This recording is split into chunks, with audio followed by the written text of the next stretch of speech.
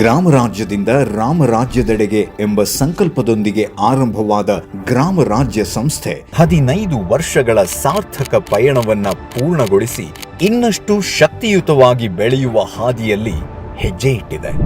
ನಾಡಿನ ಎಲ್ಲಾ ಅಡುಗೆ ಮನೆಗಳು ವಿಷಮುಕ್ತವಾಗಬೇಕು ಎನ್ನುವ ಯೋಚನೆಯಿಂದ ಆರಂಭವಾದ ಈ ಸಂಸ್ಥೆ ಸಹಸ್ರಾರು ಅಡುಗೆ ಮನೆಗಳನ್ನ ಈಗಾಗಲೇ ತಲುಪಿದೆ.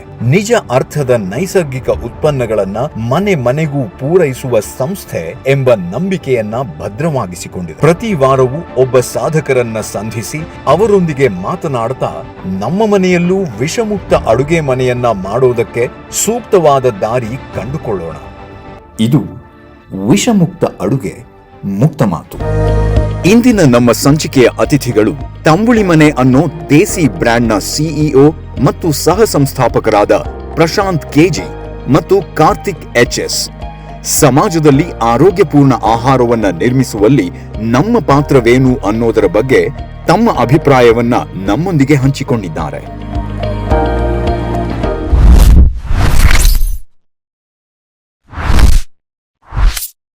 ನಮಸ್ಕಾರ. ಗ್ರಾಮ ರಾಜ್ಯ 15 ವರ್ಷದ ಸಂಭ್ರಮವನ್ನು ಆಚರಿಸ್ತಾ ಇದೆ. ಈ ಸಂದರ್ಭದಲ್ಲಿ ನಾವು ವಿಷ ಮುಕ್ತ ಅಡುಗೆ ಮುಕ್ತ ಮಾತು ಎನ್ನುವ ಸರಣಿ ಮಾತುಕತೆಯ ಕಾರ್ಯಕ್ರಮವನ್ನು ನಡೆಸ್ತಾ ಇದ್ದೀವಿ. ಇಂದಿನ ಸಂಚಿಕೆಯನ್ನು ಶುರು ಮಾಡೋ ಹೊತ್ತು ಮೊದಲಿಗೆ ನಮ್ಮ ಇವತ್ತಿನ ಸಂಚಿಕೆಯಲ್ಲಿ ಭಾಗವಹಿಸ್ತಾ ಇರುವಂತಹ ತಂಬುಳಿ ಮನೆಯ ಸಂಸ್ಥಾಪಕರಾಗಿರುವಂತಹ ಶ್ರೀಯುತ ಕಾರ್ತಿಕ್ ಹಾಗೂ ಪ್ರಶಾಂತ್ ಇಬ್ಬರನ್ನು ಕೂಡ ಕಾರ್ಯಕ್ರಮಕ್ಕೆ ಸ್ವಾಗತ ಮಾಡ್ತಾ ಇದ್ದೀನಿ. ನಮಸ್ಕಾರ, ನಮ್ಮ ಕಾರ್ಯಕ್ರಮಕ್ಕೆ ಸ್ವಾಗತ. ಸೊ ವಿಷಮುಕ್ತ ಅಡುಗೆ ಮುಕ್ತ ಮಾತು ಅನ್ನೋ ನಮ್ಮ ಕಾರ್ಯಕ್ರಮದ ಹೆಸರು ಹಾಗೂ ಅದರ ಉದ್ದೇಶ ಕೂಡ. ನೀವು ಅಂದರೆ ತಂಬುಳಿ ಮನೆಯನ್ನು ಕಳೆದ ಕೆಲವು ವರ್ಷಗಳಿಂದ ನಡೆಸ್ತಾ ಇರೋರು, ಆಹಾರಕ್ಕೂ ನಿಮಗೂ ತುಂಬ ಹತ್ತಿರದ ಸಂಬಂಧ. ಸೊ ನೀವು ಈ ವಿಷಮುಕ್ತ ಅಡುಗೆಯ ಸುತ್ತಲಿನ ಯೋಚನೆ ಬಗ್ಗೆ ಏನು ಹೇಳ್ತೀರಾ? ನನಗೆ ಆ್ಯಕ್ಚುಲಿ ಈ ಟಾಪಿಕ್ ನೋಡಿದಾಗಲೇ ತುಂಬ ಇಂಟ್ರೆಸ್ಟಿಂಗ್ ಅನಿಸ್ತು. ಯಾಕೆಂದರೆ ನಾವು ಈ ನಿಟ್ಟಿನಲ್ಲೇ ಕೆಲಸ ಮಾಡ್ತಿರುವಂಥದ್ದು. ಅಡುಗೆ ಮನೆ ಅನ್ನೋದು ವಿಷಮುಕ್ತ ಆಗಬೇಕು.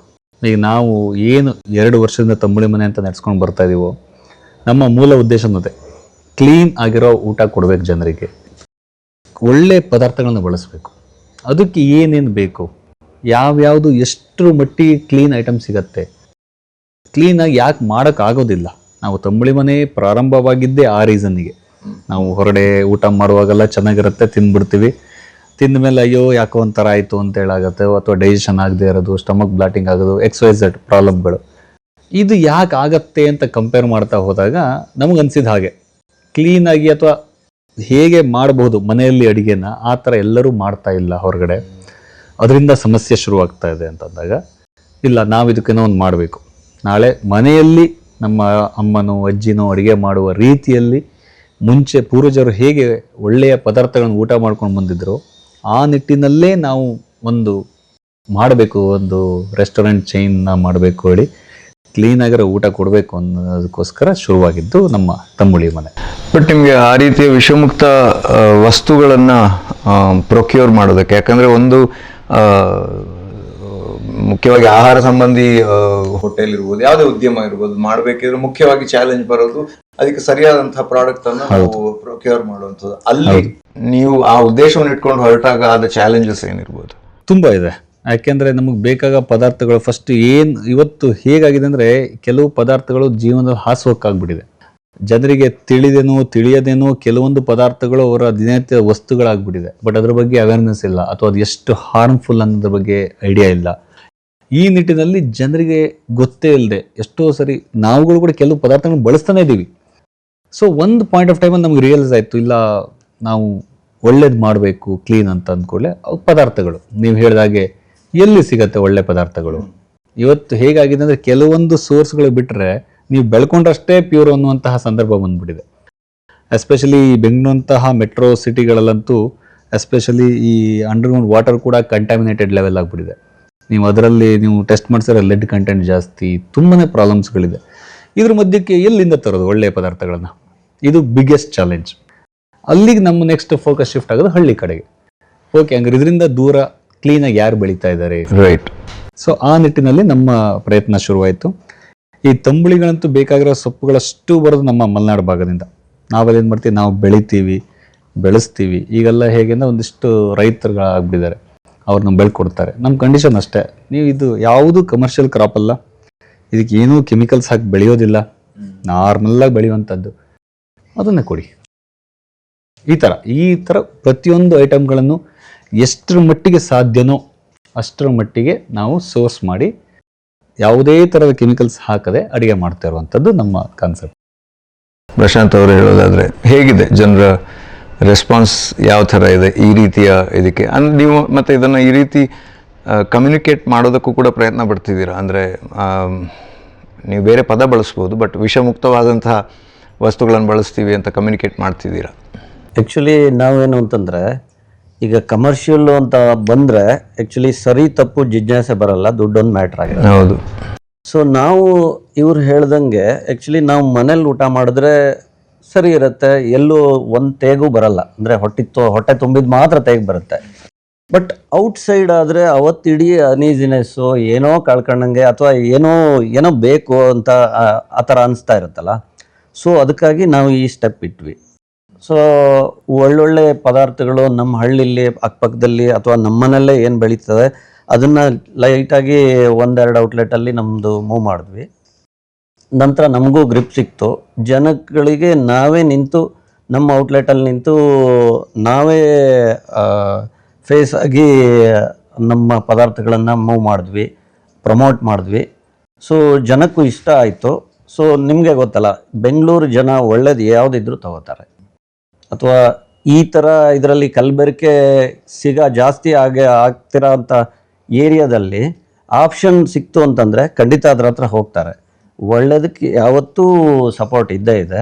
ಸೊ ಆ ನಿಟ್ಟಿನಲ್ಲಿ ನಮಗೆ ಆಗಿದೆ, ಇನಿಷಿಯಲ್ ಡೇಸಲ್ಲಿ ಸ್ಟ್ರಗಲ್ ಆಗಿದೆ. ಸೊ ಜನಕ್ಕೆ ತಂಬಳಿ ಅಂದ್ರೇನು, ಒಳ್ಳೇದು ಅಂದ್ರೇನು ನಿಧಾನಕ್ಕೆ ಅರ್ಥ ಆಗ್ತಾ ಹೋಯಿತು. ಸೊ ನಮ್ಮ ಕೆಲಸ ಸ್ವಲ್ಪ ಈಸಿ ಆಗ್ತಿದೆ. ಸಮ್ % ಮೀಟ್ ಮಾಡಿದ್ದೀವಿ ಅಷ್ಟೇ ಜನರಲ್ಲಿ. ಮೊದಲ ಹಂತ ದಾಟಿದ್ದೀರಾ ಅಂತ ಅನ್ಸುತ್ತೆ? ಇಲ್ಲ, ಇನ್ನೂ ಮೊದಲ ಹಂತದಲ್ಲೇ ಇದೀವಿ. ಹಂತ ದಾಟಿದೀವಿ ಅನ್ಸುತ್ತೆ ನೋಡ್ರಿ, ಇನ್ನೂ 100 ಹಂತ ಬಂದಿದೆ. ಸೊ ಸಾಗುವ ದಾರಿ ಭಾರಿ ಇದೆ, ಇನ್ನು ಮೊದಲನೇ ಹಂತದಲ್ಲೇ ಇದೀವಿ ಅನಿಸ್ತಾ ಇದೆ. ಮತ್ತು ಈಗ ಈ ರೀತಿಯ ಈಗ ನಿಮ್ಮ ಚಾಲೆಂಜಸನ್ನು ಸಾಲ್ವ್ ಮಾಡೋದಕ್ಕೆ ನಿಮ್ಮ ಪ್ರಕಾರ ಗ್ರಾಮ ರಾಜ್ಯ ಹೆಲ್ಪ್ ಮಾಡುತ್ತೆ ಅನಿಸುತ್ತಾ? ನೀವು ಅದರ ಪ್ರಾಡಕ್ಟ್ಸ್ ಬಗ್ಗೆ ಎಷ್ಟು ತಿಳ್ಕೊಂಡಿದ್ದೀರಾ? ಗ್ರಾಮ ರಾಜ್ಯ ನಮಗೆ ಮುಂಚಿಂದ ಗೊತ್ತಿರುವಂತದ್ದೇ. ನಾವು ಯಾವಾಗ ಬಿಸ್ನೆಸ್ ಸ್ಟಾರ್ಟ್ ಮಾಡಿದಾಗ ಗ್ರಾಮ ರಾಜ್ಯದ ಬಗ್ಗೆ ಕೇಳಿದ್ವಿ. ಅವ್ರದ್ದು ಕೂಡ ನಮ್ಮ ಚೂರಿಕಟ್ಟಲ್ಲಿದ್ದಾಗ ನಮ್ಮ ಬಿಲ್ಡಿಂಗಿಗೆ ಇದು ಬಂದಿತ್ತು. ಸೊ ನಮ್ಗೆ ಅದ್ರ ಬಗ್ಗೆ ಮಾಹಿತಿ ಇದೆ. ಆಮೇಲೆ ನಮ್ಮ ಮಠದ ವತಿಯಿಂದ ಆಗಿದ್ದಕ್ಕಾಗಿ ಗೊತ್ತಿರುವಂಥದ್ದು. ಒಳ್ಳೆ ಕೆಲಸ ಮಾಡ್ತಾ ಇದ್ದಾರೆ. ಯಾಕೆಂದ್ರೆ ಇವತ್ತು ಇವ್ರು ಹೇಳ್ದಂಗೆ ಒಳ್ಳೇದು ಸಿಗದೆ ಅಪರೂಪ ಅನ್ನುವಂತಹ ಸಂದರ್ಭ ಬಂದ್ಬಿಟ್ಟಿದೆ. ಎಲ್ಲರೂ ಕಮರ್ಷಿಯಲ್, ಇದು ಕಂಪ್ಲೀಟ್ ಕಮರ್ಷಿಯಲ್ ಥಿಂಕಿಂಗ್ ಆಗಿದೆ. ಬಿಟ್ರೆ ಬಿಸ್ನೆಸ್ ವಿತ್ ಎಥಿಕ್ಸ್ ಅನ್ನೋದಾಗ್ಲಿ ಅಥವಾ ಒಳ್ಳೇದನ್ನು ಕೊಟ್ಟು ದುಡ್ಡು ಮಾಡೋಣ, ದುಡ್ಡು ಮಾಡಬೇಕು ಬಟ್ ಕ್ವಾಲಿಟಿನೂ ಕೊಡಬೇಕು ಅನ್ನೋ ಜ್ಞಾನ ಎಲ್ಲರಿಗೂ ಇಲ್ಲ. ನಾವ್ ಹೇಳೋದಷ್ಟೇ, ಬಿಸ್ನೆಸ್ ವಿತ್ ಎಥಿಕ್ಸ್ ಅಂತ. ಎಷ್ಟು ಜನ ಹೇಳ್ತಾರೆ ವ್ಯಾಪಾರಂ ದ್ರೋಹ ಚಿಂತನಂ ಅಂತ. ನಾವು ಅದನ್ನ ಕಾಂಟ್ರಾಡಿಕ್ಟ್ ಮಾಡ್ತೀವಿ. ನೋ, ಇಟ್ಸ್ ನಾಟ್ ದಟ್ ಅಂತ ನಾವು ಹೇಳೋದು. ಬಿಸ್ನೆಸ್ ವಿತ್ ಎಥಿಕ್ಸ್ ವರ್ಕೌಟ್ ಆಗ್ತಾ ಇಲ್ವಾ, 10 ರೂಪಾಯಿ ಜಾಸ್ತಿ ಮಾಡಿ. ಈಗ ಯಾರು ಲಾಸ್ ಮಾಡ್ಕೊಂಡು ಮಾಡೋಕ್ಕಾಗಲ್ಲ. ಇದೆಲ್ಲ NGOಗಳಲ್ಲ. ಈಗ ಒಂದು ಸಂಸ್ಥೆ ಲಾಭಾಂಶ ಬಂದ್ರೆ ಮಾತ್ರ ನಿಲ್ಲಕ್ಕೆ ಸಾಧ್ಯ, ಎಲ್ಲರಿಗೂ ಉದ್ಯೋಗ ಸೃಷ್ಟಿ ಮಾಡಕ್ಕೆ ಸಾಧ್ಯ, ಎಲ್ಲರಿಗೂ ಕೆಲಸ ಕೊಡೋಕ್ಕೆ ಸಾಧ್ಯ. ಸೊ ಲಾಭಾಂಶ ಬೇಕು. ಹಾಗಂತ ಲಾಭಾಂಶಕ್ಕೋಸ್ಕರ ಕತ್ರಿ ಕೆಲಸ ಮಾಡಬಾರ್ದು. ಕೊಡುವಂತಹ ಪದಾರ್ಥಗಳಲ್ಲಿ ಕಲಬೆರಕೆ ಮಾಡಬಾರ್ದು. ಈಗ ಒಂದು ಅರಿಶಿನ ಪುಡಿ, ನೀವು ಮಾರ್ಕೆಟಲ್ಲ ಒಂದು ಅರಿಶಿನ ಪುಡಿ ತೊಗೊಳ್ಳಿ, ಸುಮ್ಮನೆ 100 ಗ್ರಾಮ್, ಎಲ್ಲ ಪ್ರೈಸ್ ಹಿಂದೆ ಬಿದ್ದಿದ್ದಾರೆ. XYZ ಬ್ರ್ಯಾಂಡ್ಗಳದ್ದು 30 ರೂಪಾಯಿ 100 ಗ್ರಾಮ್ ಅರಿಶಿನ ಪುಡಿ ಕೊಡ್ತೀನಿ ಅಂತ. ಇದು ರಿಟೇಲರ್ ಶಾಪಲ್ಲಿ MRP. ನೀವು ಅದನ್ನ ಬ್ಯಾಕ್ವರ್ಡ್ಸ್ ಹೋದರೆ, ಡೀಲರ್ ಡಿಸ್ಟ್ರಿಬ್ಯೂಟರ್ ಚಾನಲ್ ನಾವು ಮಾರ್ಜಿನ್ಗಳನ್ನು ಕ್ಯಾಲ್ಕುಲೇಟ್ ಮಾಡ್ತಾ ಹೋದ್ರೆ ಒಂದು 5 ರೂಪಾಯಿ 6 ರೂಪಾಯಿ ಹೊಟ್ಟಿರಬೇಕು ಕಂಪನಿಯಿಂದ ಬಹುಶಃ. ಅದು ಹೇಗೆ ಸಾಧ್ಯ? ಸೊ ನಿಮ್ಗೆ ಅಂದರೆ ಅರಿಶಿಣವನ್ನು ಅಷ್ಟು ಕಮ್ಮಿಗೆ ಅಂದರೆ 30 ಅಂದರೆ 300 ರೂಪಾಯಿ ಪರ್ kg ಮಾಡೋದಕ್ಕೆ ಸಾಧ್ಯನಾ? ಎಕ್ಸಾಕ್ಟ್ಲಿ, ಅದನ್ನೇ ಹೇಳ್ತಾ ಇರೋದು. ಈಗ ನೀವೇ ಬೆಳೆದು ಕಿತ್ತು ಪೌಡಿ ಮಾಡಿ ಕೊಡೋದಕ್ಕೂ ಒಂದು ಕಂಪನಿಯಲ್ಲಿ ಪ್ರಾಪರ್ ಪ್ಯಾಕ್ ಆಗಿ ಅಲ್ಲಿಂದ ಸ್ಟಾಕಿಸ್ಟು, ಡೀಲರು, ಡಿಸ್ಟ್ರಿಬ್ಯೂಟರು, ರಿಟೇಲರ್, ಒಂದು ಕಸ್ಟಮರ್, ಗ್ರಾಹಕನ ಕೈ ಬರುವವರಿಗೆ ತುಂಬ ಇರುತ್ತೆ. ಈ ಸಪ್ಲೈ ಚೈನ್ ಬಗ್ಗೆ ನಾಲೆಡ್ಜ್ ಇದ್ದವರಿಗೆ ಅದ್ರ ಬಗ್ಗೆ ಒಂದು ಐಡಿಯಾ ಇರುತ್ತೆ. ಅಷ್ಟು ಕಡಿಮೆ ಬರೋಕ್ಕೆ ಸಾಧ್ಯ ಇಲ್ಲ. ಬಟ್ ಜನರಿಗೆ ಕಡಿಮೆ ಬೇಕು.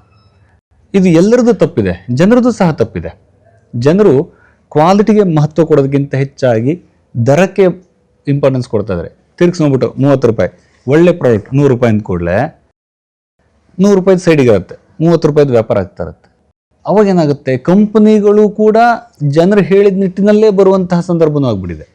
ಇದು ನಾನು ಒಂದು ಕಡೆ ತಪ್ಪು ಅಂತ ಹೇಳ್ತಾ ಇಲ್ಲ, ನಾವು ಎರಡು ಕಡೆ ನೋಡಿದಾಗ ಎರಡು ಕಡೆ ತಪ್ಪು. ಯಾಕೆಂದ್ರೆ ಚಪ್ಪಾಳೆ ಆಗ್ಬೇಕಿದ್ರೆ ಹೇಗೆ ಎಕ್ಸಾಕ್ಟ್ಲಿ ನೋಡಿ, ಎಕ್ಸಾಂಪಲ್ ನಮ್ಮ ಗ್ರಾಮ ರಾಜ್ಯ ತಗೊಳ್ಳೋದಾದ್ರೆ ನೀವು ಪ್ರೈಸ್ ಚೆಕ್ ಮಾಡಿದ್ರೆ ನೀವು ಮಾರ್ಕೆಟ್ ಅಲ್ಲಿ ದರ ಕಂಪೇರ್ ಮಾಡಿದಾಗ ಇದು ತುಸು ಹೆಚ್ಚು ಅಂತ ಅನ್ಸುತ್ತೆ ಎಷ್ಟೋ ಪದಾರ್ಥಗಳು. ಅವಾಗ ಏನಾಗುತ್ತೆ, ಜನರು ಈ ಚೂರು ಜಾಸ್ತಿ ಇರೋದನ್ನ ಕೈ ಹಿಡ್ದಿಲ್ಲ ಅಂತಾದ್ರೆ ಇವರು ಉಳಿಯೋದು ಹೇಗೆ, ಅಥವಾ ಇವರು ಮುಂದೆ ಬರೋದು ಹೇಗೆ? ಹಾಗಿದ್ರೆ ನಿಮ್ ಪ್ರಕಾರ ಆರೋಗ್ಯವಂತ ಆಗಿರ್ಬೇಕು ಅಂದ್ರೆ ನೀವು ಅಂದ್ರೆ ಈ ತರ ಆರೋಗ್ಯವಂತ ಪ್ರಾಡಕ್ಟ್ ತಗೋಬೇಕು, ನೈಸರ್ಗಿಕವಾಗಿ ಮಾಡಿರುವಂತ ಪ್ರಾಡಕ್ಟ್ ತಗೋಬೇಕು ಅಂತಂದ್ರೆ ಶ್ರೀಮಂತರು ಮಾತ್ರ ಆಗಿರ್ಬೇಕು ಅಂತ, ಉಳಿದವರು ಮೋಸ ಅಲ್ವಾ? ಹಾಗೇನಿಲ್ಲ. ಹಾಗಂತ ನೀವು ಒಂದಕ್ಕೆ ಈಗ ಯಾವುದೋ ಒಂದಕ್ಕೊಂದು ಅಮೌಂಟ್ ಇರುತ್ತೆ, ನೀವು ನಾನು ಬಡವರಿಗೆ ಕೊಡಬೇಕು ಅಂತ ನೀವು ಅರ್ಧ ರೇಟಿಗೆ ಕೊಡಕ್ಕೆ ಹೇಗೆ ಸಾಧ್ಯ? ಎಲ್ಲರಿಗೂ ಎಲ್ಲ ಪದಾರ್ಥ ಸಿಗಬೇಕು ಅನ್ನೋದು ನಮ್ಮ ಉದ್ದೇಶ. ಆದರೆ ಕೆಲವೊಂದಕ್ಕೆ ಕಾಸ್ಟ್ ಆಗೇ ಆಗತ್ತೆ. ಈಗ ಯಾವುದೋ ಒಂದು ಮಾಡ್ಲಿಕ್ಕೆ ಹೇಗೆ ಒಂದು ಕೂಲಿ ಇರುತ್ತೆ, ಅಥವಾ ರಾ ಮೆಟೀರಿಯಲ್ ಇರುತ್ತೆ, ಪ್ಯಾಕಿಂಗ್ ಇರುತ್ತೆ, ಲಾಜಿಸ್ಟಿಕ್ಸ್ ಇರುತ್ತೆ, ಎಲ್ಲವನ್ನು ಮಾಡಿದಾಗ ಒಂದು ಕಂಪನಿ ಉಳಿಯಕ್ಕೆ ಸಾಧ್ಯ. ಅವರು ಅತಿ ಕಡಿಮೆ ಬೆಲೆಯಲ್ಲಿ ನಾನು ಕೆಟರ್ ಮಾಡಬೇಕು ಅಂದಾಗ ಕ್ವಾಲಿಟಿಲಿ ಕಾಂಪ್ರಮೈಸ್ ಆಗೋದು ಅನಿವಾರ್ಯ ಆಗುತ್ತೆ. ಇದು ಏನಾಗಿದೆ ಅಂದರೆ, ನೀವು ಯಾವುದಕ್ಕೂ ಸರಿ ಅಥವಾ ತಪ್ಪು ಅಂತ ಸೀಲ್ ಹಾಕುವಂತಹ ಅಧಿಕಾರ ನಮ್ಗೆ ಯಾರಿಗೂ ಇಲ್ಲ. ಬಟ್ ಆದರೆ ನಾವು ಜನರಲ್ ಆಗಿ ನೋಡಿದಾಗ ಏನಾಗ್ತದೆ ಕೇಳಿದ್ರೆ, ಒಂದು ಕಡೆ ಮಾರುವವರು, ಒಂದು ಕಡೆ ಕೊಳ್ಳುವವರು, ಇಬ್ಬರಲ್ಲೂ ಇದೆ. ಯಾಕೆಂದ್ರೆ ಈಗ ನಾವು ಎಷ್ಟು ಒಳ್ಳೇದು ಮಾಡುವಾಗ ಈ ಥರದ್ದೇ ಕ್ವಶನ್ಸ್ಗಳು ಬರುತ್ತೆ. ಹಿಂದೆ ಮಾರ್ಕೆಟ್ಗಿಂತ ಭಾರಿ ಜಾಸ್ತಿ ಇದೆ, ಇಲ್ಲ ಸರ್ ತುಂಬ ಒಳ್ಳೇದು, ಇದು ಕಲಬೆರಕೆ ಇಲ್ಲ, ತುಂಬ ಚೆನ್ನಾಗಿದೆ, ಇತ್ತಿನ 100 ವರ್ಷ ಬದುಕ್ಬಿಡ್ತೀನಾ? ಇದಕ್ಕೆಲ್ಲ ನೀವು ಉತ್ತರ ಕೊಡೋಕ್ಕಾಗಲ್ಲ. ಅಲ್ಲಿಗೆ ಈಗ ಜನರ ಮಾತಿಗೆ ಗಂಟು ಬಿದ್ದು ಕಂಪನಿ ನಷ್ಟ ಅನುಭವಿಸಿ ಒಂದು ಮುಚ್ಕೊಂಡು ಹೋಗ್ಬೇಕಾಗತ್ತೆ. ಇಲ್ಲ ರೇಟನ್ನ ಕಡಿಮೆ ಮಾಡೋದಕ್ಕೆ ಒಂದಕ್ಕೆ 2 ಮಾಡಬೇಕಂತ ಸಂದರ್ಭ ಬರುತ್ತೆ. ಈಗ ಯಾರಿದ್ ತಪ್ಪು, ಯಾರಿದ್ ಸರಿ? ಈ ಜಿಜ್ಞಾಸೆ ಡಿಬೇಟ್ ಮಾಡುವಂತಹ ಟಾಪಿಕ್. ಬಟ್ ಈ ವಿಚಾರಕ್ಕೆ ಬರೋದಾದ್ರೆ, ಒಳ್ಳೇದು ಬಿಸ್ನೆಸ್ ವಿತ್ ಎಥಿಕ್ಸ್ ಅಂತ ಇರಬೇಕು. ಜನರು ಕೂಡ ಅದ್ರ ಬಗ್ಗೆ ಸ್ವಲ್ಪ ಗಮನ ವಹಿಸಬೇಕಾಗತ್ತೆ. ಒಳ್ಳೇದಕ್ಕೆ ಒಂದು 4 ರೂಪಾಯಿ ಜಾಸ್ತಿ ಕೊಡಬೇಕು ಅಂದ್ರೂ ಕೂಡ ಅದನ್ನ ಒಪ್ಕೋಬೇಕಾಗತ್ತೆ, ಇಫ್ ಇಟ್ ಇಸ್ ಜೆನ್ಯೂನ್. ಎಲ್ಲವೂ ಕೂಡ ನಾನು ರೇಟ್ ಜಾಸ್ತಿ ಇರೋದಷ್ಟು ಒಳ್ಳೇದು ಅಂತ ಹೇಳೋದಿಲ್ಲ. ಒಂದಿಷ್ಟು ಚೆಕ್ ಮಾಡ್ಕೋಬೇಕಾಗತ್ತೆ, ಒಂದಿಷ್ಟು ರಿಪೀಟೆಡ್ ಬ್ರ್ಯಾಂಡ್ಗಳನ್ನ ಅಥವಾ ಗೊತ್ತಿರುವಂಥದ್ದನ್ನ ನೋಡ್ಬೇಕಾಗತ್ತೆ. 2 ಕಡೆ ನಾನು ಮ್ಯಾನೇಜ್ ಮಾಡಬೇಕಾಗತ್ತೆ. ಅಂದ್ರೆ ಒಂದು ವಾಹನ ಅಥವಾ ಬೇರೆ ಏನೋ ಬೆಲೆ ಬಾಳೋ ವಸ್ತುವನ್ನು ತಗೊಳ್ಬೇಕಿದ್ರೆ ನಾವು ಹೇಗೆ ಎಷ್ಟು ಕೂಲಂಕಷವಾಗಿ ಅದ್ರ ಬಗ್ಗೆ ಅಧ್ಯಯನ ಮಾಡ್ತೀವಿ, ಅದೇ ರೀತಿ ಇಲ್ಲೂ ಕೂಡ ಅಧ್ಯಯನದ ಅಗತ್ಯ ಇದೆ. ಬಟ್ ಜಸ್ಟ್ ಬಿಕಾಸ್ ಅದು ಪ್ಯಾಕೇಜಿಂಗ್ ಚೆನ್ನಾಗಿದೆ, ಪ್ರೈಸಿಂಗ್ ಚೆನ್ನಾಗಿದೆ ಅಂತ ತಗೊಳ್ಳೋದಲ್ಲ ಅಂತ. ಹೌದು, ಆಕ್ಚುಲಿ ಇದು ಎಷ್ಟೇ ಹೇಳಿದ್ರು, ನೀವು ಒಂದು ಶರ್ಟ್ ತಗೊಂತೀರಾ ಅಂತಂದ್ರೆ ಕಣ್ಣು ಮುಚ್ಚಣಂತೂ ತಗೊಳ್ಳೋದಿಲ್ಲ. ಯಾವ ಬ್ರ್ಯಾಂಡು ಏನೆಲ್ಲ ಇದೆ ಅದರಲ್ಲಿ ವಿಚಾರ ಮಾಡಿ. ಈಗ ಅದೇ ಇದೆಯಲ್ಲ, ಈ ಕಲರ್ ಬೇರೆ ಪ್ಯಾಟರ್ನ್ ತರಿಸಿ, ಈ ಪ್ಯಾಟರ್ನ್ ಕಲರ್ ತರಿಸಿ, ಇಷ್ಟೆಲ್ಲ ನಮ್ಗೆ ಯೋಚನೆ ಮಾಡುವಾಗ, ಸಾವಿರಾರು ರೂಪಾಯಿ ಅದಕ್ಕೆಲ್ಲ ಖರ್ಚು ಮಾಡುವಾಗ ಊಟದ ವಿಚಾರಕ್ಕೆ ಕಂಜೂಸ್ತಾನ ಯಾಕೆ? ಇವತ್ತಿನ 100 ರೂಪಾಯಿ ಶರ್ಟ್ ಯಾರು ಹಾಕೋದಿಲ್ಲ. ಒಳ್ಳೊಳ್ಳೆ ಶರ್ಟ್, ಒಳ್ಳೊಳ್ಳೆ ಬಟ್ಟೆಗಳು ಹಾಕ್ತಾ ಇರೋದು. ತೀರಾ ಕಡು ಬಡವ್ರನ್ನ ಬೇಡ, ಆಪ್ಷನ್ ಇಲ್ಲ ಅಂತ. ಬಟ್ ಆಪ್ಷನ್ ಇರುವವರಿಗೆ ನಾವು ಹೇಳ್ತಾ ಇರೋದು. ಬೇರೆ ಎಲ್ಲದಕ್ಕೂ ಖರ್ಚು ಮಾಡುವಾಗ, ಸೂಪರ್ ಮಾರ್ಕೆಟ್ ಅಲ್ಲಿ PVR ಅಲ್ಲಿ ಮೂವಿ ನೋಡುವಾಗ, ಇಲ್ಲಿ ಕೆಳಗಡೆ ಬಂದು 10 ರೂಪಾಯಿ 20 ರೂಪಾಯಿ ಚೌಕಾಸಿ ಮಾಡುವುದು ಎಷ್ಟರ ಮಟ್ಟಿಗೆ ಸರಿ? ಈಗ ನಿಜವಾಗಿ ಬದುಕಿಗೆ, ನಿಜವಾಗಿ ಆರೋಗ್ಯಕ್ಕೆ ಅನಿವಾರ್ಯವಾಗಿರೋದಕ್ಕೆ ನಾವು ಆರ್ಗ್ಯೂ ಮಾಡ್ತೀವಿ. ಹಾಕೋದಕ್ಕೆ ನಾವು ಕೊಡುವಂತಹ ಗಮನ ಒಳಗ್ ಹೋಗೋದಕ್ಕೆ ನಾವು ಕೊಡ್ತಾ ಇಲ್ಲ. ಆ ಮೈಯನ್ನ ಮಾಡುವಂತದ್ದು, ಅಂದ್ರೆ ಅದಕ್ಕೆ ರೂಪ ಕೊಡುವಂತದ್ದು. ಖಂಡಿತ. ಒಳ್ಳೊಳ್ಳೆ ಬಟ್ಟೆ, ಒಳ್ಳೊಳ್ಳೆ ಇದು ಎಲ್ಲದು ಚೆನ್ನಾಗಿ ಸಕ್ಕತ್ತಾಗಿರುತ್ತೆ, ಯಾವ್ದು ತಿನ್ನೋದು. ಅವಾಗ ದುಡ್ಡಿನ ಪ್ರಶ್ನೆ ಬರೋದಿಲ್ಲ ಅಲ್ವಾ? ಹೌದು. ಈಗ ಇದನ್ನೆಲ್ಲ ಅಫೋರ್ಡ್ ಮಾಡಕ್ ಸಾಧ್ಯ ಆದಾಗ ಅದನ್ನು ಅಫೋರ್ಡ್ ಮಾಡಬಹುದು. ಬಟ್ ಅದು ಜನರಲ್ಲೂ ಅದು ತಿಳುವಳಿಕೆ ಬೇಕು. ಅಷ್ಟೇ ಒಳ್ಳೆ ರೀತಿಯಲ್ಲಿ ಸಪ್ಲೈ ಮಾಡುವಂತಹ ಕಂಪನಿಗಳು ಬೇಕು. ತಂಬುಳಿ ಮನೆ ಸ್ಟಾರ್ಟ್ ಮಾಡಿದಾಗ ನಾವು ಅದೇ ಮಾತಾಡ್ತಾ ಇದ್ದಿದ್ದು. ನಾವು ಹೇಗೆ ಅಂದ್ರೆ, ನಾವು ಪಾಮ್ ಆಯಿಲ್, ರಿಫೈನ್ಡ್ ಆಯಿಲ್ ಯಾವುದು ಬಳಸೋದಿಲ್ಲ. ಗಾಣದ ಎಣ್ಣೆಗಳಲ್ಲಿ ಅಡಿಗೆ ಮಾಡೋದು. ಸೋಡಾ, ಕಲರ್, ಟೇಸ್ಟಿಂಗ್ ಪೌಡರ್ ಬಳಸೋದಿಲ್ಲ. ಹಸಿಮೆಣಸು ಬಳಸೋದಿಲ್ಲ. ನಾವು ಇದನ್ನ ಪ್ರಮೋಟ್ ಮಾಡ್ತಾ ಇದೀವಿ. ಅಂದ್ರೆ ನಾವು ಈ ತರ ಅಡಿಗೆ ಮಾಡ್ತೀವಿ, ಆಮೇಲೆ ಯಾರು ಬಂದ ನಾವು ಕಿಚನ್ ಬಿಡ್ತೀವಿ. ನಾವು ಬಂದಾಗ ಕಿಚನ್ ಡೋರ್ ಕೊಡ್ತೀವಿ. ಇದು ಡ್ರೈ ಸ್ಟೋರೇಜು, ಇದು ವೆಟ್ ಸ್ಟೋರೇಜು, ಇದು ಕಿಚನ್ನು, ಇದು ಜಾಗ ಅಡಿಗೆ ಮಾಡ್ತೀವಿ. ನೀವು ಯಾವ್ದಾದ್ರು ದೊಡ್ಡ ಹೋಟ್ಲುಗಳೆಲ್ಲ ಕೇಳಿ, ಎಂಟ್ರಿ ರೆಸ್ಟ್ರಿಕ್ಟೆಡ್ ಆಯ್ತಾ? ಅಂದ್ರೆ ಅಲ್ಲಿ ನಥಿಂಗ್ ಟು ಹೈಡ್. ಇದು ಯಾಕೆ ನಾವು ಜಾಸ್ತಿ ಹೇಳ್ತಾ ಇದೀವಿ ಅಂದ್ರೆ, ನಾವೊಂದೇ ಅಲ್ಲ, ನಾಳೆ ನಮ್ಮನ್ನ ನೋಡಿ ಇನ್ನು 4 ಜನ ಫಾಲೋ ಮಾಡ್ಲಿ, ಇನ್ನು 4 ಜನ ಒಳ್ಳೆ ಊಟ ಕೊಡೋಕೆ ಸ್ಟಾರ್ಟ್ ಮಾಡ್ಲಿ, ಅಥವಾ ಇನ್ನು ಯಾರೊಬ್ರು ಓಕೆ ನಾವು ಗಾಣದಣ್ಣಲ್ಲೇ ಅಡಿಗೆ ಮಾಡ್ತೀವಿ ಅಂತ ಶುರು ಮಾಡ್ಲಿ. ಅಲ್ಟಿಮೇಟ್ಲಿ ಲಾಭ ಯಾರಿಗೆ? ಜನರಿಗೆ. ನಾವು ಒಬ್ಬರೇ ಅಂತಲ್ಲ, ನಮ್ಮನ್ನ ನೋಡಿ ಇನ್ನು 4 ಜನ ಶುರು ಮಾಡಿದ್ರೆ ಅದು ನಮಗೆ ಖುಷಿಯ ವಿಚಾರ. ಯಾಕಂದ್ರೆ ನಾವು ಒಂದು ಬ್ರ್ಯಾಂಡ್ ಅಥವಾ ಒಂದು ಹೋಟೆಲ್ ಇಡೀ ಎಲ್ಲರಿಗೂ ಊಟ ಕೊಡ್ತೀವಿ ಅನ್ನೋದೆಲ್ಲ ಆಗದಿರ. ಸುಮಾರು ಜನ ಸ್ಟಾರ್ಟ್ ಮಾಡಲಿ, ಎಷ್ಟೊಂದು ಜನ ಇದಾರಲ್ಲ, ಪ್ರತಿಯೊಬ್ಬರು ಇದರಿಂದ ಒಂದು ಅಂದ್ರೆ ಈ ರೀತಿಯ ಇನೋವೇಷನ್ಸ್, ಯಾಕಂದ್ರೆ ಐ ಥಿಂಕ್ ತಂಬುಳಿ ಅನ್ನುವಂಥದ್ದು ಒಂದು ಸೀಮಿತ ಪ್ರದೇಶದ್ದು ಆಗಿದ್ದು ಈಗ ಒಂದಿಷ್ಟು ಹೊಸ ಜನರಿಗೆ ಅದು ಹೇಗೆ ಓಪನ್ ಅಪ್ ಆಯ್ತು, ಅವರಿಗೂ ಅದು ಅನಿವಾರ್ಯ ಕೂಡ, ಆರೋಗ್ಯಕ್ಕೆ ಕೂಡ ತುಂಬಾ ಪೂರಕವಾದ್ದು ಕೂಡ. ಅಂದ್ರೆ ನಮ್ಮಲ್ಲಿ ಇತ್ತು, ನಾವು ಬಿಡ್ತಾ ಬಂದಿದ್ವಿ. ಹೌದು, ಅದನ್ನು ನಾವು ವಾಪಸ್ ತರುವ ರೀಇಂಟ್ರೊಡಕ್ಷನ್. ಮತ್ತೆ ಈಗ ಗ್ರಾಮ ರಾಜ್ಯದ ಪ್ರಾಡಕ್ಟ್ಸ್ ಅಂತ ಬಂದಾಗ ನೀವು ಯಾವ್ದಾದ್ರು ಬಳಸೋದು ಅಂತಿದ್ಯಾ? ಇಬ್ಬರಿಗೂ ಕೇಳೋ ಪ್ರಶ್ನೆ. ಸೊ ಮೊದಲಿಗೆ ನೀವು ಹೇಳೋದಾದ್ರೆ ನೀವು ಯಾವ್ದನ್ನ? ಸದ್ಯ ಪರ್ಟಿಕ್ಯುಲರ್ ಆಗಿ ಇಲ್ಲ, ಬಟ್ ಸಿಮಿಲರ್ ನಮ್ಮ ಆಸ್ಪಾಸಲ್ಲಿ ಈಗ ನಾವು ಪ್ರೊಕ್ಯೂರ್ ಮಾಡೋ ಇದರಲ್ಲಿ ಆ್ಯಕ್ಚುಲಿ ನಮ್ಮ ಅಕ್ಕಪಕ್ಕದಲ್ಲೇ ಇದ್ಬಿಟ್ಟಿದೆ ಇವಾಗ. ಸದ್ಯ ಇಲ್ಲ, ಫ್ಯೂಚರಲ್ಲಿ ನಮ್ಮ ಅಡುಗೆ ಪದಾರ್ಥಗಳಲ್ಲಿ ಏನಾದರೂ ಬೇಕಾದರೆ ಖಂಡಿತ ಪ್ರೊಕ್ಯೂರ್ ಮಾಡ್ತೀವಿ, ಅಥವಾ ಮನೆ ಬಳಕೆಯಲ್ಲಿ ಆಗಲಿ ಏನಾದರೂ. ಖಂಡಿತ. ಇವತ್ತು ನಾವು ಹೇಳಿದ ಹಾಗೆ, ಇವತ್ತು ನಾವು ಒಬ್ರಿಗೊಬ್ರಿಗೂ ಕೊಲಾಬ್ರೇಟ್ ಮಾಡ್ಕೊಂಡು ವಿನ್ ಆಗಬೇಕು. Collaborate win, compete and lose ಅಲ್ಲ. ನಾವು ಯಾವುದೇ ಡೊಮೈನ್ ಬೇರೆ ಇರ್ಬೋದು, ಬಟ್ ಒಬ್ರಿಗೊಬ್ರು ಪೂರಕವಾಗಿ ಹೋದ್ರಷ್ಟೇ ಬೆಳಿಲಿಕ್ಕೆ ಸಾಧ್ಯ. 4 ಜನರಿಗೆ ಹೆಲ್ಪ್ ಆಗುತ್ತೆ ಅಂದರೆ ಅದು ಖಂಡಿತ ಒಳ್ಳೆಯ ವಿಚಾರ. ಸೊ ನಾವು actually we admire this. Okay, ಒಳ್ಳೆಯ ಕೆಲಸ ಮಾಡ್ತಾ ಇದ್ದಾರೆ, ಚೆನ್ನಾಗಿದೆ ಪ್ರಾಡಕ್ಟ್, ಅದ್ರ ಬಗ್ಗೆ ನಮಗೆ ಒಳ್ಳೆಯ ಅಭಿಪ್ರಾಯ ಇದೆ. ಮುಂದಿನ ದಿನಗಳಲ್ಲಿ ಮಾಡಬಾರ್ದು ಅಂತ ಖಂಡಿತ ಇಲ್ಲ. ನೋಡೋಣ, ಸಮಯ ಕೂಡಿ ಬಂದಾಗ ಖಂಡಿತ. ಇಲ್ಲ, ಒಳ್ಳೆ ವಿಚಾರ. ಏನಕ್ಕೆ ಅಂತಂದರೆ ಒಂದು ಸಣ್ಣ ಇದು ನೆನಪಾಯಿತು. ನೀವು ಯಾವುದೋ ಒಂದು ಗಾಡಿ ತಗೋತೀರಾ ಅಂತ ಇಟ್ಕೊಳ್ಳಿ, ಅದಕ್ಕೆ ಈ ಎಂಜಿನ್ ಆಯಿಲ್ ಹಾಕಿ ನಿಮ್ಮ ಗಾಡಿ ಸ್ಮೂತ್ ಆಗುತ್ತೆ, ಲೈಫ್ ಬರುತ್ತೆ, ಈ ಥರದ್ದು ಆ ಥರದ್ದು ಎಲ್ಲದೂ ಇರುತ್ತೆ. ಬಟ್ ನಾವು ಬೇಸಿಕ್ಕಾಗಿ ಊಟ ತಿಂಡಿ ಮಾಡ್ಕೊಂಡು ಗಟ್ಮುಟ್ಟಾಗಿ ಇದ್ಕೊಂಡು ಆ ಗಾಡಿ ತಗೊಳಕ್ಕೆ ನಾವು ಚೆನ್ನಾಗಿರ್ಬೇಕು. ಅದಕ್ಕೆ ಒಳ್ಳೆ ಫುಡ್ಡು ಇವ್ರು ಹೇಳ್ದಂಗೆ ತಗೋತಿಲ್ಲ ನಾವು. ಎಕ್ಸಾಕ್ಟ್ಲಿ. ಸೊ ಅದಕ್ಕೆ ಏನು ರೀಸನ್ ಅಂದರೆ ಆ್ಯಕ್ಚುಲಿ ಹಳ್ಳಿಗಳು ಮೇಜರ್ ಆಗಿ ಭತ್ತ ಬೆಳೀತಿದ್ರು ಅಥವಾ ಬೇರೆ ಏನೋ ಆಹಾರ ಬೆಳೆ ಎಲ್ಲ ಬೆಳೀತಿದ್ರು. ಎಲ್ಲ ಈ ಕಡೆ ವಲಸೆ ಬಂದರು. ಅಟ್ಲೀಸ್ಟ್ ಒಂದಷ್ಟು ಜನಕ್ಕೆ ನಾವು ಎನ್ಕರೇಜ್ ಮಾಡಿ ಮತ್ತು ವಾಪಸ್ ಹೋಗಂಗೇನಾರು ಆದರೆ, ಸೊ ಈಗ ಸಮ್ ಪರ್ಸೆಂಟ್ ಜನಕ್ಕೆ ಒಳ್ಳೆ ಆಹಾರ ಅಥವಾ ವಿಷಮುಕ್ತ ಆಹಾರ ಸಿಗ್ತಾ ಇದೆ. ಸೊ ಇನ್ನೊಂದಷ್ಟು ಜನಕ್ಕೆ, ಎಲ್ಲರಿಗೂ ಆಗುತ್ತೆ ಅಂತ ಹೇಳೋಕ್ಕಾಗಲ್ಲ, ಈ ಥರ ಪಾಪ್ಯುಲೇಷನಲ್ಲಿ ತುಂಬ ಕಷ್ಟ. ಸೊ ಫ್ಯೂಚರಲ್ಲಿ ಆ್ಯಕ್ಚುಲಿ ಒಳ್ಳೆ ಕೆಲಸನೇ ಆಗುತ್ತೆ. ಈಗ ಇಷ್ಟೆಲ್ಲ ಪ್ರಾಡಕ್ಟ್ ಇದೆ ನಿಮ್ಮಲ್ಲಿ ಗ್ರಾಮ ರಾಜ್ಯದಲ್ಲಿ, ಆ್ಯಕ್ಚುಲಿ ತುಂಬ ಜನಕ್ಕೆ ಹೆಲ್ಪ್ ಆಗ್ತಿದೆ. ಒಳ್ಳೆ ಊಟ ತಿಂಡಿ ಮಾಡಿಕೊಂಡು ಆರಾಮಾಗಿ ಹೆಲ್ತಿಯಾಗಿರ್ಬೋದು. ಸೊ ಇದನ್ನು ಖಂಡಿತ ಎನ್ಕರೇಜ್ ಮಾಡಲೇಬೇಕು. ನೀವು ಈ ಸಂಸ್ಥೆನ ಈಗ ಭೇಟಿ ನೀಡಿದ್ದೀರಿ, ಮೊದಲೇನೆ ಇದ್ರ ಬಗ್ಗೆ ಗೊತ್ತಿತ್ತು ಅಂತ ಕೂಡ ಹೇಳಿದ್ರಿ. ಸೊ ಇಲ್ಲಿ ಬಂದಾಗ ಇಲ್ಲಿ ಗಮನಿಸಿದ ಪ್ರಾಡಕ್ಟ್ಸನ್ನು ನೋಡೋದಾದ್ರೆ, ನಿಮ್ಮ ಗಮನ ಸೆಳೆದಂತಹ ಪ್ರಾಡಕ್ಟ್ ಯಾವುದು ಅಂತ ಕೇಳೋದಾದ್ರೆ? ತುಂಬ ಪದಾರ್ಥಗಳಿದೆ, ಪಿನ್ ಪಾಯಿಂಟ್ ಮಾಡೋದು ಕಷ್ಟದ ವಿಚಾರ. ಬಟ್ ನಾವು ಬೆಂಗಳೂರಲ್ಲಿ ಇದ್ದಾಗ ಕೂಡ ಗ್ರಾಮ ರಾಜ್ಯದಿಂದ ಆರ್ಡರ್ ಮಾಡಿದ್ದುಂಟು ಪರ್ಸ್ನಲ್ ಆಗಿ. ಅಂದರೆ ನಾವು ಈ ಬಿಸ್ನೆಸ್ ಜರ್ನಿ ಸ್ಟಾರ್ಟ್ ಆಗೋಕ್ಕಿಂತ ಮೊದಲೇ ನಿಮ್ಮ ಆಲೂರು ಸಣ್ಣ ಅಕ್ಕಿ ಇರ್ಬೋದು ಅಥವಾ ಬೆಲ್ಲ ಇದ್ದಿರ್ಬೋದು. ಅವತ್ತೇನಾಗಿತ್ತು ಅಂದರೆ ನಾವು ಬೆಂಗಳೂರಲ್ಲಿ ಕೆಲಸ ಮಾಡ್ತಿರುವಾಗ, ಬೆಂಗಳೂರಲ್ಲಿ ನಮಗೆ ಮಲೆನಾಡಿನ ಪದಾರ್ಥಗಳು ಬೇಕು ಅಥವಾ ಅಲ್ಲಿಯ ಬೇಕು ಅಂದಾಗ ಯಾವ ಆಪ್ಷನ್ ಇರಲಿಲ್ಲ. ನಮಗೆ ಗೊತ್ತಿದ್ದಂಗೆ ಇದ್ದಿದ್ದು ಗ್ರಾಮ ರಾಜ್ಯ ಒಂದಾಯ್ತು. ಒಂದು ಒಳ್ಳೆ ಮಿಡಿ ಉಪ್ಪಿನಕಾಯಿ ಬೇಕು ಅಂದರೆ ಎಲ್ಲಿ ಹೋಗಬೇಕು ಅನ್ನೋಂಥದ್ದಿತ್ತು. ಆ ಟೈಮಲ್ಲಿ ಆರ್ಡರ್ ಮಾಡಿದ್ದುಂಟು. ಸೊ ಖಂಡಿತ ಮಾಡ್ಬೋದು, ಒಳ್ಳೆ ಕೆಲಸ ಮಾಡ್ತಾ ಇದ್ದೀರಾ. ಮಿಡಿ ಉಪ್ಪಿನಕಾಯಿ ನೆನಪು ಬರುತ್ತೆ, ಆಲೂರು ಸಣ್ಣ ನೆನಪು ಬರುತ್ತೆ ಅನ್ಬೋದು. ಇಲ್ಲ, ಬೇಸಿಕ್ಕಾಗಿ ನೋಡಿದೆ, ಅದು ಅಕ್ಕಿಗಳೆಲ್ಲ ಲಾಟ್ ಹಾಕಿದ್ದಾರೆ. ಸೊ ಅದನ್ನೇ ಕೇಳಿದೆ, ವೇಸ್ಟೇಜ್ ಎಲ್ಲ ಬರಲ್ವಾ ಅಂತ ಫಸ್ಟ್ ಕೇಳಿದ್ದೆ ಅದನ್ನು. ಯಾಕೆಂತಂದರೆ ನಾವು ಕಡಿಮೆ ಪ್ರಮಾಣದಲ್ಲಿ ನಮ್ಮ ಕುಕ್ಕಿಂಗಿಗೆ ಬಳಸ್ಕೊತಾ ಇದ್ದೀವಿ. ಆವಾಗಲೇ ನಾವೇನು ಪ್ರಿಸರ್ವೇಟರ್ ಹಾಕದೇ ಇದ್ರೂ ಹುಳ ಆಗುತ್ತೆ. ಆ್ಯಕ್ಚುಲಿ ನಂಗೊಂದು ಇನ್ಪುಟ್ ಸಿಕ್ತು, ನಾವು ನೀಮೇನು ಹಾಕ್ತಿದ್ದೀವಿ ಅಂತ ಎಲೆಗಳನ್ನು. ಸೊ ಆ ಥರ ಮಾಡಿದ್ರೆ ನಮಗೂ ಹೆಲ್ಪ್ ಆಗುತ್ತೆ. ಸೊ ಫಸ್ಟ್ ನನ್ನ ಗಮನ ಬಂದಿದ್ದು ಅಲ್ಲಿ. ಆಮೇಲೆ ಹುಳ ಆಗೋದು ಒಳ್ಳೆಯದನ್ನು ಜನಗೆ ಅರ್ಥ ಆಗ್ಬೇಕು. ಹೌದು, ಹುಳ ಆಗೋದು ಒಳ್ಳೇದು. ಅದು ಅಂದ್ರೆ ಆ ಹುಳಗಳು ಬದುಕಬಲ್ಲು ಅಂತಂದ್ರೆ ನಾವು ಬದುಕಬಲ್ಲು. ತೆಗೆದು ಊಟ ಮಾಡಿದ್ರೆ ಹೆಲ್ತಿ.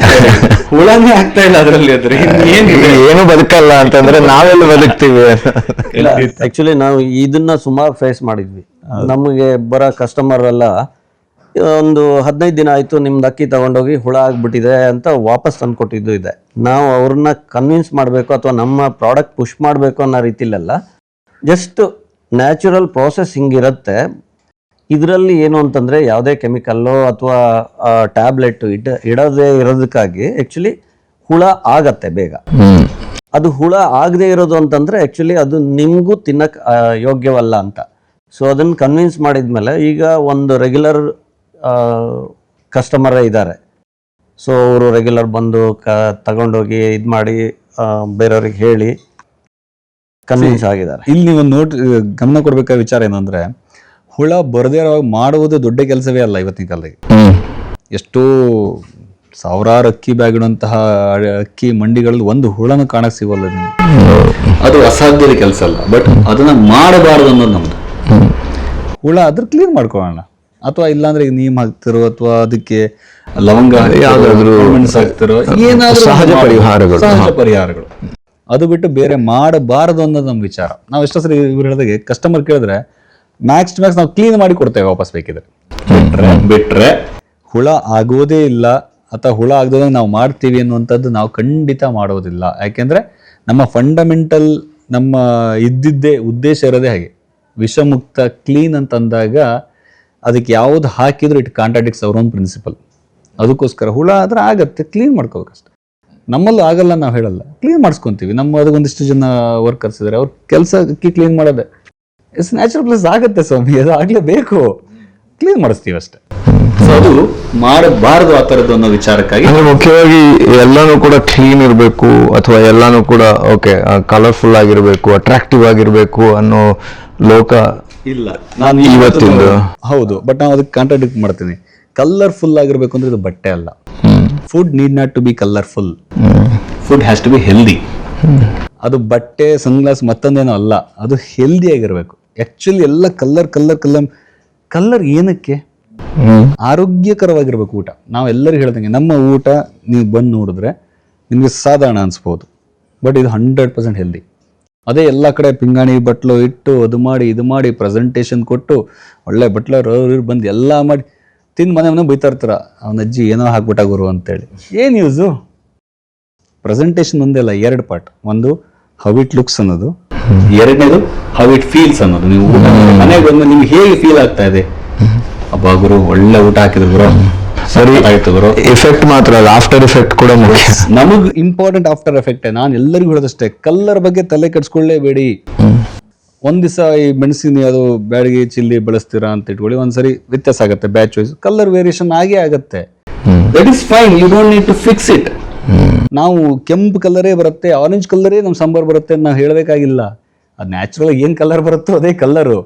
ಈ ಕಲರ್ ಅವಶ್ಯಕತೆ ಸಹಜವಾಗಿ ಮಾಡುವಂತ ಎಲ್ಲ ಪ್ರಾಡಕ್ಟ್ ನವರು ಹಾಗೆ ಹೇಳ್ತಾರೆ, ಅಂದ್ರೆ ಕಲರ್ ನೇ ವ್ಯಾರಿ ಅಥವಾ ಇದು ಅಕಾರ್ಡಿಂಗ್ ಟು ದ ಬ್ಯಾಚ್ ಅಂತ. ಪ್ರತಿ ಸತಿ ಹೌದು, ನೀವು 100% ಮಾಡಕ್ಕಾಗಲ್ಲ, ಸ್ಟ್ಯಾಂಡರ್ಡೈಸ್ ಮಾಡಕ್. ನೀವು ಮ್ಯಾನುಫ್ಯಾಕ್ಚರ್ ಮಾಡ್ತೀರಾ ಅಂತಾರೋ ಅಂದ್ರೆ ನಿಮ್ಮ ಹತ್ರ ಫ್ಯಾಕ್ಟ್ರಿ ಇದೆ ಅಂದ್ರೆ ನಿಮ್ಮ ಹತ್ರ ಒಂದು SOP ಪ್ರಾಡಕ್ಟ್ ಬರುತ್ತೆ. ನೀವು ಬ್ಯಾಡಿಗೆ ನ್ಯಾಚುರಲ್ ಆಗಿ ಬೆಳೆಯುವಂತದ್ದು, ನೀವು ಅದರಲ್ಲಿರೋದನ್ನ ಕಂಟ್ರೋಲ್ ಮಾಡಕ್ ಆಗೋದಿಲ್ಲ. ಎಲ್ಲವೂ ಈ ಸಿಂಪಲ್ ಹೆಂಗಾಗಿದೆ ಅಂದ್ರೆ, ಒಂದು ಟೀ ಮಾಡ್ತಾರೆ ಎಕ್ಸಾಂಪಲ್, ಟೀ ಕಲರ್ ಬರ್ತಾ ಇಲ್ಲ. ಟೀ ಯಾಗುರು ಕಲರ್ ಬರಬೇಕು? ಟೀ ತರ ಮಾಡಿ, ದೋಸೆ ತರ ಮಾಡಿ. ಅದಕ್ಕೆ ಯಾಕೆ ಅದನ್ನ ಅಬ್ಯೂಸ್ ಮಾಡಕ್ ಹೋಗೋದು? ಬಣ್ಣ, ರುಚಿ, ಶಕ್ತಿ 3 ಇದೆ ಅಂತ ಹೇಳಲ್ಲ, ನೋಡ್ಕೊಂಡು ಬೆಳೆದವರಲ್ಲ ನಾವು. ಇಲ್ಲ, ಆಕ್ಚುಲಿ ಎಷ್ಟೊಂದು ದುರಂತ. ಕೊನೆಯದಾಗಿ ಈಗ ಗ್ರಾಮ ರಾಜ್ಯದ ವೀಕ್ಷಕರಿಗೆ ಏನು ಹೇಳೋದಕ್ಕೆ ಬಯಸ್ತೀರಾ? ಈಗ ನಮ್ಮ ಥೀಮಿನ ಸುತ್ತ ಮಾತಾಡೋದಾದ್ರೆ, ಗ್ರಾಮ ರಾಜ್ಯ ಒಳ್ಳೆ ಕೆಲಸ ಮಾಡ್ತಾ ಇದೆ. ಆ ಹಳ್ಳಿಯಲ್ಲಿ ಬೆಳೆಯುವ ವಸ್ತುಗಳಿಗೆ ಮಾರ್ಕೆಟ್ ಒದಗಿಸುವುದರ ಜೊತೆಗೆ ಪೇಟೆಗೆ ವಲಸೆ ಬಂದಿರುವವರಿಗೂ ಕೂಡ ಹಳ್ಳಿಯ ಉತ್ಪನ್ನಗಳನ್ನು ಒಳ್ಳೆಯ ರೀತಿಯಲ್ಲಿ ಒದಗಿಸ್ಲಿಕ್ಕೆ ಪ್ರಯತ್ನ ಪಡ್ತಾ ಇದೆ. ಒಳ್ಳೆಯ ಉದ್ದೇಶ ಇಟ್ಕೊಂಡು ಸ್ಟಾರ್ಟ್ ಆಗಿರುವಂತಹ ಪ್ರತಿಯೊಂದು ಸಂಸ್ಥೆ ಉಳಿಲೇಬೇಕು. ಅದು ಉಳಿದ್ರೆ ಡೈರೆಕ್ಟಾಗಿ ಹಾಗೂ ಇಂಡೈರೆಕ್ಟಾಗಿ ತುಂಬ ಜನ ಬದುಕ್ತಾ ಇರೋದ್ರಿಂದ. ಇವತ್ತು ಗ್ರಾಮ ರಾಜ್ಯ ಅನ್ನೋ ಒಂದು ಸಂಸ್ಥೆ ಬಂತು ಅಂದರೆ ಇದರಿಂದ 100 ಜನ ಉದ್ಯೋಗಿಗಳಾಗಿರ್ಬೋದು, 1000 ಜನ ಗ್ರಾಹಕರಾಗಿರ್ಬೋದು ಬದುಕ್ತಾರೆ. ಅಥವಾ ಈಗ ನಾವು ಸ್ಟಾರ್ಟ್ ಮಾಡಿದ್ವಿ 2-3 ಜನ ತಂಬುಳಿ ಮನೆ ಅಂತ ಸ್ಟಾರ್ಟ್ ಮಾಡಿ ಇವತ್ತು ಒಂದಿಷ್ಟು ಮಟ್ಟಕ್ಕೆ ನಾವು ಬೆಳೆದಿದ್ದೀವಿ ಅಂದರೆ ಅದರಿಂದ ಒಂದಿಷ್ಟು ಉದ್ಯೋಗ ಕ್ರಿಯೇಟ್ ಮಾಡಿದ್ದೀವಿ.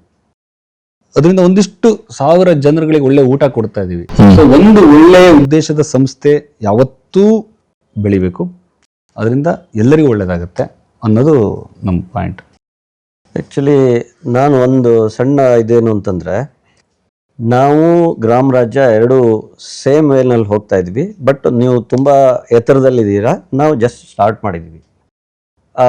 ಒಂದು ಏನು ನಾನು ಗಮನಿಸಿದ್ದೇನು ಅಂತಂದರೆ, ಹಳ್ಳಿಲಿರೋದು ಎಲ್ಲದನ್ನು ಆ್ಯಕ್ಚುಲಿ ಒಳ್ಳೆ ಪದಾರ್ಥಗಳನ್ನು ನಗರದ ಜನಕ್ಕೆ ತಲುಪಿಸೋ ವ್ಯವಸ್ಥೆ ಇದೆಯಲ್ಲ, ಇದು ತುಂಬ ಒಳ್ಳೆಯದು. ಇದರಿಂದ ಹಳ್ಳಿನ ಎಂಪ್ಲಾಯ್ಮೆಂಟ್ ಆಯಿತು, ಅವರಿಗೆ ಹಣಕಾಸಿನ ಅಗತ್ಯನೂ ತೀರ್ತು. ಸೊ ತುಂಬ ಜನ ಇಂಡಿಪೆಂಡೆಂಟ್ ಆಗಿ ಇದಾಗ್ತಾ ಇದ್ದಾರೆ. ಆಮೇಲೆ ಕೆಲವರೆಲ್ಲ ಈಗ ಐ ಟಿಲಿ ಇದ್ದವರು ಸ್ವಲ್ಪ ನಾನು ಅಟ್ಲೀಸ್ಟ್ ಒಂದು ವರ್ಷದಲ್ಲಿ ಒಂದು 2-3 ತಿಂಗಳ ಹೋಗಿ ಏನೋ ಬೆಳೆದು ಆ್ಯಕ್ಚುಲಿ ಇದು ಮಾಡಿ ಹಳೆ ಪದ್ಧತಿನ ಮತ್ತು ವಾಪಸ್ ತರೋಣ ಅನ್ನೋ ಇಂಟ್ರೆಸ್ಟು ಬರ್ತಾ ಇದೆ. ಯಾಕೆಂದರೆ ನಮ್ಗೆ ಗೊತ್ತಾಗ್ತಾ ಇದೆ ಆ್ಯಕ್ಚುಲಿ ಆ ಥರದವ್ರು ಇಲ್ಲಿ ಐ ಟಿಲಿ ಇದ್ದವರು ನಾನು ಊರಿಗೆ ಹೋಗಿ ಏನೋ ಬೆಳಿತೀನಿ, ನನ್ನ ಜಮೀನಿದೆ ತಗೋತೀರಾ ಅಂತ ತುಂಬ ಎನ್ಕ್ವೈರಿ ಎಲ್ಲ ಬರ್ತಿದೆ.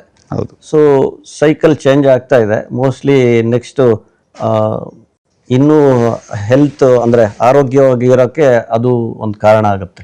ಕರೆಕ್ಟ್. ನನಗೆ ಇವ್ರ ಮಾತು ಒಂದು ಪಾಯಿಂಟ್ ಆ್ಯಡ್ ಮಾಡೋದಾದ್ರೆ, ನಾವು ಸ್ಟಾರ್ಟ್ ಮಾಡೋದಾಗಿತ್ತು ಈ ಸೊಪ್ಪು ಹೆಂಗಪ್ಪ ಮಾಡೋದು, ನಾವು ಜಾಸ್ತಿ ಔಟ್ಲೆಟ್ ಆಗ್ತಾ ಹೋದ್ರೆ ಹೇಗೆ ಅದನ್ನ ಸಪ್ಲೈ ಹೇಗೆ ಮೇಂಟೈನ್ ಮಾಡೋದು, ನಮ್ಗೆ ಇದೇ ಕ್ವಾಲಿಟಿನೇ ಬೇಕು ಹೇಗೆ ಅನ್ನೋದಿತ್ತು. ಬಟ್ ಇವ್ರು ಹೇಳ್ದಂಗೆ ತುಂಬ ಜನ ಅವರಾಗೆ ವಾಲಂಟಿಯರಾಗಿ ನಮ್ಮನ್ನು ರೀಚ್ ಮಾಡ್ತಾರೆ. ನನ್ನಲ್ಲಿ ಜಾಗ ಇದೆ, ನಾ ಬೆಳ್ಕೊಡ್ತೀನಿ.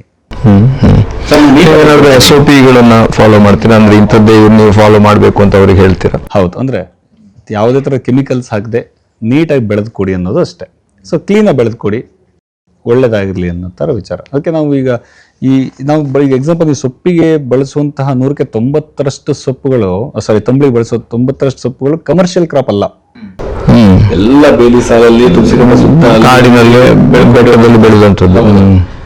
ನಾವು ತಂಬುಳಿ ಮನೆ ಅಂತ ನಾವು ಖರೀದಿ ಮಾಡುವವರೆಗೂ ಅದು ಯಾವುದಕ್ಕೂ ಮೊನಿಟರಿ ವ್ಯಾಲ್ಯೂ ಇರಲಿಲ್ಲ. ಅಂಗ್ಲ ಕ್ಲೀನ್ ಮಾಡೋಕೆ ಕಿತ್ತು ಬಿಸಾಕೋದು ಮತ್ತೆ ಉಟ್ಕೊಳ್ಳೋದು, ಅದು ಬೇಕಾದ್ರೆ ಮನೇಲಿ ತಂಬುಳಿ ಮಾಡ್ಕೊಳ್ಳೋರು, ಕಳೆ ಅದು ಒಂಥರ ನೆಗ್ಲೆಕ್ಟೆಡ್. ಬಟ್ ನಾವೀಗ ತಂಬುಳಿ ಮನೆ ಅಂತ ಮಾಡಿದ್ಮೇಲೆ ನಾವು ಖರೀದಿ ಮಾಡ್ತೀವಿ ಅಂತ ಸ್ಟಾರ್ಟ್ ಮಾಡಿದಾಗ ನಾವು ಅದಕ್ಕೊಂದು ಮಾನಿಟರಿ ವ್ಯಾಲ್ಯೂ ಕೊಟ್ವಿ. ಅದರಿಂದ ಒಂದಿಷ್ಟು ಜನ ರೈತರಿಗೆ ಒಂದಿಷ್ಟು ಅಮೌಂಟ್ಗಳು ಸಿಗತ್ತೆ, ಅವ್ರಿಗೆ ಒಂದಿಷ್ಟು ದುಡಿಮೆ ಆಯಿತು, ನಮಗೆ ಒಂದಿಷ್ಟು ಬರೋಕ್ಕೆ ಶುರು ಆಯಿತು. ಇದನ್ನ ನೋಡಿ ಎಷ್ಟೋ ಜನ ಓಕೆಪ್ಪ ನನ್ನತ್ರ ಜಾಗ ಇದೆ ಬೆಳ್ಕೊಡ್ತೀನಿ, at least let me do some social service, ಅಥವಾ ಒಳ್ಳೇದು ಮಾಡಬೇಕು ಎಲ್ಲೋ ಒಂದು ತಲೆಯಲ್ಲಿ ಒಂದು ಇರುತ್ತೆ, ಇಲ್ಲ ನಾನೊಂದು ಏನಾದ್ರು ಒಂದು ಒಳ್ಳೇದು ಮಾಡಬೇಕು ಅನ್ನುವಂಥದ್ದು ತುಂಬ ಜನರಿಗಿರುತ್ತೆ. ಕೆಲವರು ಕಾರ್ಯರೂಪಕ್ಕೆ ತರೋಕ್ಕಾಗತ್ತೆ, ಕೆಲವರಿಗೆ ಏನೇನೋ ಪ್ರಾಬ್ಲಮ್ಗಳು, ಬಟ್ ಮನಸ್ಸಿನಲ್ಲಿರುತ್ತೆ. ಸೊ ಅವೆಲ್ಲ ನಮಗೀಗ ಗೊತ್ತಾಗ್ತಾ ಇದೆ, ತುಂಬ ಜನ ರೀಚ್ ಮಾಡ್ತಾ ಇದ್ದಾರೆ, ಅದು ಖುಷಿ ಆಗ್ತಾ ಇದೆ ಆ ವಿಚಾರಗಳು ಬಂದಾಗ. ಧನ್ಯವಾದಗಳು. ಎಷ್ಟೊತ್ತು ನಮಗೆ ಸಮಯ ಕೊಟ್ಟಿದ್ದಕ್ಕೆ, ಹಾಗೂ ಈ ವಿಷಮುಕ್ತ ಅಡುಗೆ ಮನೆಯತ್ತ ನೀವು ಕೂಡ ದಾರಿ ಇಟ್ಟಿದ್ದೀರಾ, ಹಾಗೂ ಅದನ್ನೊಂದು ಉಳಿದವರಿಗೂ ಕೂಡ ಮಾರ್ಗದರ್ಶನದ ರೂಪದಲ್ಲಿ ಕೊಡ್ತಾ ಇದ್ದೀರಾ. ನಿಮಗೂ ಕೂಡ ಒಳ್ಳೆಯದಾಗಲಿ, ನಿಮ್ಮ ಸಂಸ್ಥೆ ಇನ್ನಷ್ಟು ದೊಡ್ಡದಾಗಿ ಬೆಳೀಲಿ, ಹಾಗೂ ನಿಮ್ಮ ಅಂದರೆ ಗ್ರಾಮರಾಜ್ಯ ಹಾಗೂ ತಂಬುಳಿ ಮನೆಯ ಸಂಬಂಧ ಕೂಡ ವೃದ್ಧಿಸಲಿ ಅಂತ ಹೇಳ್ತಾ ಧನ್ಯವಾದಗಳು. ಇದು ಈ ಹೊತ್ತಿನ ಮಾತುಕತೆ. ವಿಷಮುಕ್ತ ಅಡುಗೆ ಮನೆ ನಿಮ್ಮದೂ ಆಗಲಿ ಅಂತ ಆಶಿಸ್ತಾ ಈ ಸಂಚಿಕೆಯನ್ನು ಇಲ್ಲೇ ಮುಗಿಸ್ತಾ ಇದ್ದೀವಿ. ಮುಂದಿನ ಸಂಚಿಕೆಯಲ್ಲಿ ನಿಮ್ಮನ್ನು ಸಿಗ್ತೀವಿ. ನಮಸ್ಕಾರ.